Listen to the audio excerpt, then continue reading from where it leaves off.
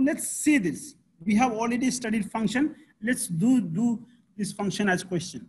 So calcium is a very important modulator of function of the cell. Okay, like muscle contraction, you know, nervous, various enzyme action. We will talk about calcium. We have also already done. Calcium is very important stimulator of pyruvate dehydrogenase. So enzyme action, secretion of acetylcholine. So acetylcholine at nerve end, you have seen calcium is required for actually fusion of this vesicle to the nerve terminal. So calcium is required. Among all the functions of calcium, one of the most important is smooth muscle contraction that you have already studied. Of smooth muscle of what? Gastrointestinal, your gut, your vessels has smooth muscle.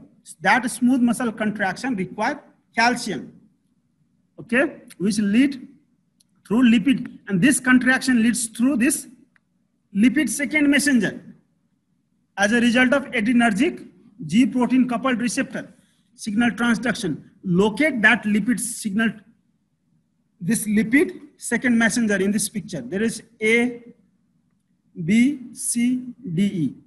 What is the answer? You can see, let's see, this is more clear. It is because the more mechanism is shown here, that is why it is not that much. You can see this is receptor, G protein coupled receptor, GPCR, okay?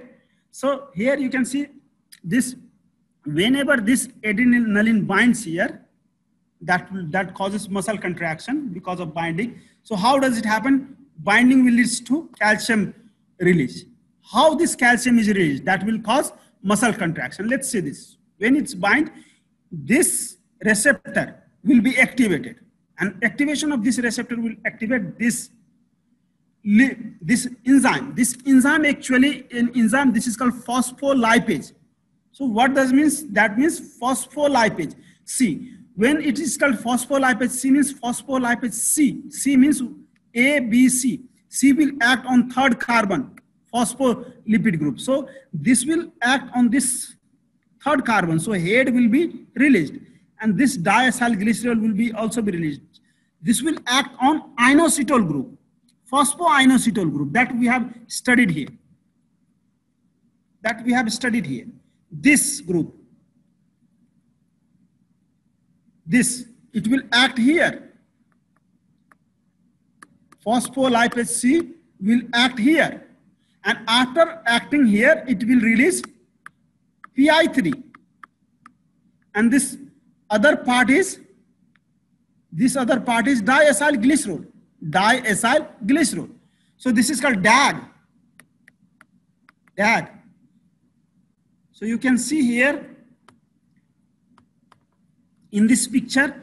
So because of this enzymatic action, the phospholipid that is there present in inner liplet of membrane, it will be broken down into two parts.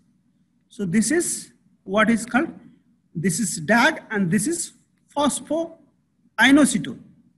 So this phosphoinositol, this is DAG. So phosphoinositol, PI3, actually it is called phosphoinositol, means inositol 3 phosphate groups are there attached with inositol. This is inositol, don't forget it. Inositol is hexahexol, OH. So 3 phosphate group is attached to this. Okay. So this acts as a second messenger. It will bind to a receptor that is present in endoplasmic reticulum. And once it binds, it is actually nothing but actually a channel for calcium. Once it binds, the channel will open and will release calcium. So IP3 here, B is the answer. IP3 is the second messenger. The messenger of this this is the first messenger. Hormone is the first messenger. This is second messenger inside the cell. And then it will release the calcium. Because of release of calcium, calmodulin binding motif will bind to this MLCK. You know this pathway. MLCK enzyme will be activated. What is MLCK? Myosin light chain kinase. So phosphorylation of myosin light chain will cause muscle contraction. This intestine will contract like this.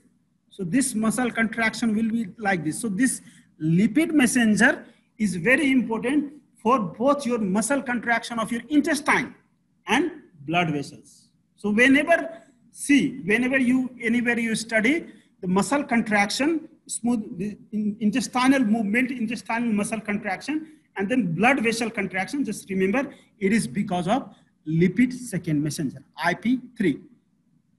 Okay.